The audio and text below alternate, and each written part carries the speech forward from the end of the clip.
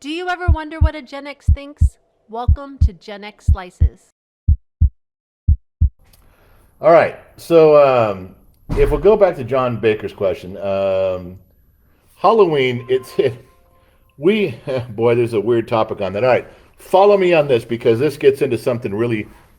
It's funny. It's funny. It was about one of my neighbors years ago, but it's funny. How do we celebrate Halloween? Well, traditionally, throughout all time, we get let our kids get dressed up and they go through the neighborhood and they get their candy, they put their costume on, do their thing, and they come home. That's it. We look at all their candy, make sure there's no razor blades in any of the apples, and then we give them their stuff. That's about it.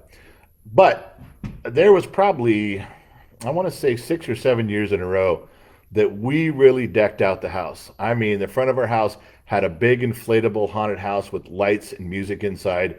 I live on a cul-de-sac, so there's a street light, and I attached a cable to the top of the street light and to the very top of my two-story house through a big eye bolt.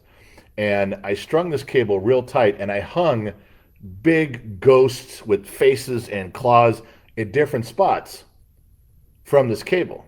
And what I would do was from a blacked out area on the side of my house is I would release the cable and the cable would fall and all these creatures would come swooping down and right as they got to the ground I'd grab the cable and jerk it and they would whoom swoop like this at kids all in the street up and down the driveway and then I'd raise the cable back up to the top. I'd latch it where it went and it looked like a decoration until I dropped it. There was also one where there was a cage with a skeleton. He was in this cage and it was a suspended cage and he'd be out there and I have a microphone and it was perfect sound. I could talk right through it and I could say, "Hey little kid, yeah, you dressed up as Superman. Give me your candy. You'd put your candy because he was on a stand inside of this cage. There was a floor to it. It was suspended like a big bird cage. Okay. So this guy is in the skeleton in there, and his eyes would glow red, and his jaw would move, and my voice would come out, and I would tell kids, "Give me some of your candy, or I'm going to come to your house. I'm going to crawl through your window, and I'm going to scare the shit out of you." Man, kids were putting candy. There you go. Is that enough candy? Is that enough candy? And they would put candy on that on the floor of this thing before they left, all the time. And I'd talk to the parents, I'd talk to the teenagers, talk to the kids. Even got one mom to show the skeleton her boobs. Right there. I didn't see it because I was on the other side, but the skeleton got to see it. But yeah, that was a lot of fun too. So that's a big way that we celebrate. We decorate the whole yard, put a fence up. We even had a dry ice machine and a smoke machine that we could use on triggers. So as the kids came up on the walkway, we could flood it. There was a witch in a cauldron. She did all kinds of weird stuff. We had a spider that would drop on people. We did a lot of interactive stuff. And then, of course, I got my big KLH speakers out, put them in the garage, shut the garage door most of the way down, and you could hear spooky music all the way down the street. All the way down the street. They knew where the music was coming from. They knew the lights at the end of the street. Everything, Gen X mom would put lights, orange lights in all the windows so you could, the whole house looked, it was really good. We did that for a lot of years. We quit doing it as the kids got older and moved on. We just quit doing it. But that was a big thing. People used to drive for miles around to come see our place. We'd have 500, 600 kids, and then we run out of candy in the first 2 hours, but they didn't care. They came by for the experience and the pictures. They wanted to see all the stuff. And the dads would always track me down, and he'd shake my hand, "Good job," and then we'd talk about what we did and how we made it, stuff like that. It was a lot of fun. But okay, so that's how we traditionally celebrated Halloween. It was just the commercial side of it, which is, and the reason why I say the commercial side of it is because that's where this story takes an interesting twist. Now, I had a neighbor, and his name was Doug, and Doug had kids that were our age, and Doug would not let his kids participate in Halloween. Now, his wife wanted the kids to go and trick or treat and have the experience, and Doug said, "No, no, we're not doing it." Now, you need to listen to where my logic is. I'm not saying I was right. I'm not saying much of anything. I'm just saying that this is the discussion we had. This was the point of view I presented. I would like you to pass judgment yourself. Perhaps, just perhaps, this is something you haven't quite thought of yet. Okay. Let's keep in mind another thing. Doug loved Christmas. Doug embraced Christmas. 10,000 lights on his house, biggest tree he could fit in his house, lots of presents, lots of decorations. Got it? Okay. So Halloween comes around, and every year Doug will not let his kids participate. His kids have to sit in the house and pass out candy to all the other kids having fun. They had to go back to school after Halloween the next day and listen to all the kids talk about, oh, did you see that guy in that costume? Did you see this house, that house? Oh, did you see they were giving out these big candy bars over here? You remember that house that gave out money? They gave out dollar bills. And I mean, it's all the typical stories that we've all heard over and over and over again. All right. So I sat down with Doug one year before Halloween. His wife was really upset that he was doing this again. His boys were going to miss out again on Halloween. And I sat down and said, okay, let's just talk this out because we're friends. And I said, why don't you celebrate Halloween? And he says, well, because, we're Christians and Halloween represents, the darker side of humanity and satanic devil worship, and he had the whole thing. And I said, well, I don't see anybody worshiping the devil. I don't see anything satanic going on. I mean, there might be a dude dressed up as a devil, but there's also people dressed up as angels. It's a costume. Okay. So I listened to his whole spiel on that, and then I said to him, I said, well, I stopped right there. I stopped listening. The Halloween represents evil. That's the gist of it. And I said, okay, stop right there. So let's go over to Christmas. You like Christmas, and it is because it's the good side of Christianity. It's the birth of Jesus, and it's all this stuff. Yeah, I love it. I said, well, I think you got something messed up there. And he goes, what do you mean? I said, well, if you're talking about Joseph and Mary and the birth of Christ in a manger in the city of Bethlehem, and you're trying to get a message across, this is the birth of the Savior. If you're trying to get a message out there, the three wise men came, you're trying to, I think everything about Christmas detracts from that. I said, literally everything about Christmas squashes that, presses it down, hides it. I said, you do it. You put up a big Christmas tree with lights. What does that have to do with the birth of Christ? You put up lights all over your house. What does that have to do with the birth of Christ? You put in decorations and have cookies and family over. What does that have to do with the birth of Christ? You spend thousands of dollars on presents for your kids, your nieces, your nephews, your parents. You wrap them up. Santa Claus comes down the chimney. There's stockings. What does that have to do with the birth of Christ? Yeah? I said, if you're looking at it from your point of view, Doug, the commercialism has destroyed Christmas's meaning, according to you. Commercialism has ruined what Christmas is supposed to be all about. Now, I'm not talking about when Christ was actually born in the Julian calendar and all that. Just stop. Don't go down there. I don't need Bill Nye the Science Guy figuring shit out for me. Shut up.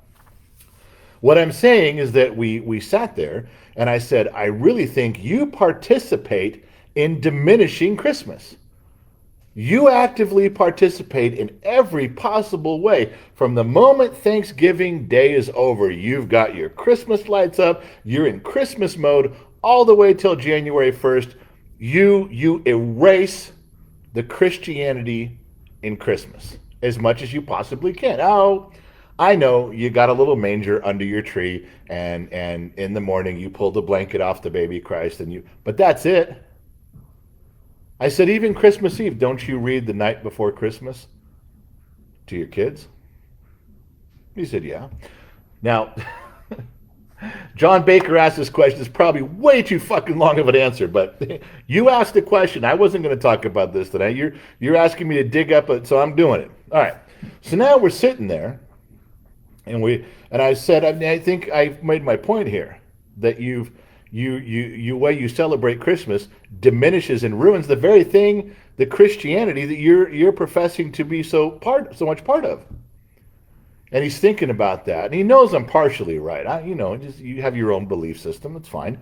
Your own participation level, that's fine. But I got my point across. Then I backed up. And I said, okay, let's go back to Halloween.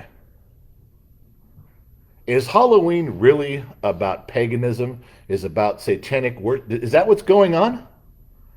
Is it really about the devil? Is it really about demons? Is it really about fallen angels? Is it really about spells being cast by Wiccans?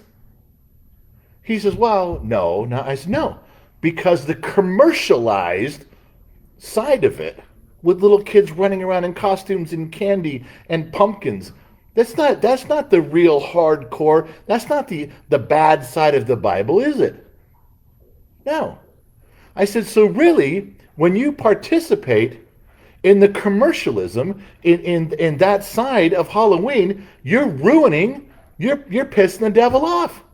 You're diminishing that day if it's what you say. If Halloween is really what you say, and it's this day of demons and devils and satanic worship, well, we're screwing that up. We got kids running around in little costumes and cartoon characters and Power Rangers and there's a big old purple dinosaur Barney. I mean, boy, we're really fucking this up. Commercialism is ruining and diminishing this part of Halloween you're so against.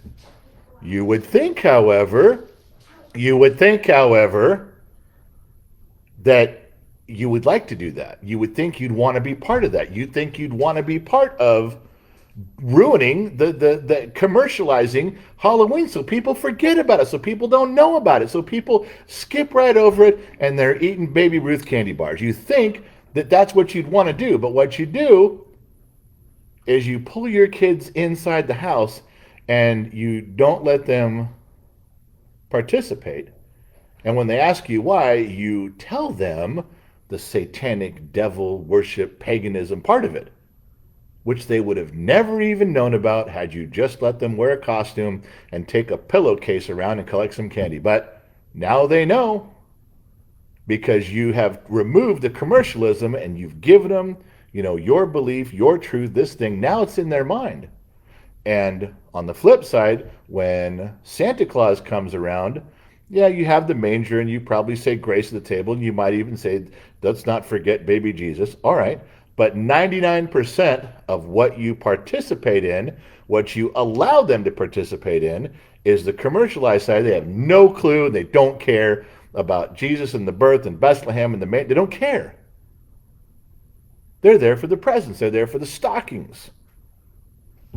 I said, so in my mind, how you're kind of addressing this is 100% opposite. If you want to be true to form, if you want to stand up for something in this area, you should strip down all of the commercialism and not let your kids participate in any of that. Sit them down and explain Bethlehem, Mary and Joseph and the manger and the angel and God and the Immaculate Conception right there.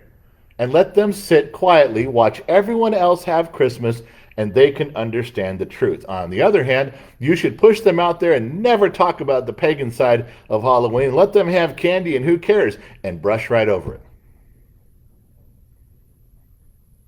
But you're doing just the opposite. Now, I don't know.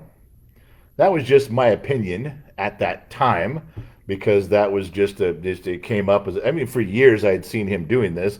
And one time I just decided to say my thoughts on this. And, I didn't do it in front of his kids. I didn't want them to look at their dad and go, yeah, you're fucking us all up with this, Dad. You got it fucking backwards, man. I wouldn't want them challenging their dad on that. But I did say it in front of his wife. And I remember her words where she told him, either embrace both sides of the commercialism or let's cut both sides out. That was her answer. Now I remember he was like, well, thank you for bringing that up. I never really thought about it that way. I wouldn't say he was a stubborn man, but he was set in his ways and nothing changed. Nothing changed at all. Like he just went right back to what he was doing before. However, a couple years after that, his wife told me that conversation that we had really tore him apart inside. Not as much for the Halloween part, she said. It was for the Christmas side because he really felt he was being disloyal to his faith. He was being very unchristian in his actions by what I had said. And I said, I told her, I said, well, he can do both. I was making it out, to prove a point. I was shaving the conversation one just to show, and make my point on that. But you can do both. You can spend whatever time you think is appropriate on your faith and your religion, and you can still enjoy the cultural norm of the day. I don't see why there would be a problem with that. That's what we do. But going in a big long fucking circle all the way back to the beginning, well, what John asked was that we celebrate Halloween by not giving a shit about it. We buy candy for all the kids who come, and a Gen X mom sits and, oh, she opens the door, oh, look at you, and you're this, and oh, what are you? And, and she goes through the whole thing. She's very good at that. She makes all the kids feel special. But we used to dress up. Yeah. Gen X mom, I got pictures of her. She dressed up as a pirate wench one year, and she had all. We really got into it for the kids with the costumes. Gen X mom would make all these Halloween foods. I mean, everything had a Halloween twist to it. And I got pictures of that somewhere too, of all the stuff she made, and all the kids loved it. They were like, oh, and they would get all excited about it, and their friends would come over and see all the food we were having. It was like a big smorgasbord of Halloween, type stuff. Gen X mom really got into every holiday with the kids. When you have 4 boys and 4 girls, and the oldest one's 12, and the youngest one is 1, you have a lot of years in there where you can really build some memories, whatever way you want, and your family's different than ours, of course, but that's what we did. And then we did that, like I said, we scaled it back when the kids got older and they can just go do what they want. But we always turn the light on, and we always have the candy available for the kids, and she'll put up some decorations, but not quite like it was. But that's how we traditionally did it. That's how we traditionally did Halloween, was to have a big shindig with all the kids and everybody in the neighborhood and several neighborhoods away. I don't know. I don't know what you asked me a simple question. I should have just answered it real quick and let it go. And I didn't. I went too far with it. I do apologize.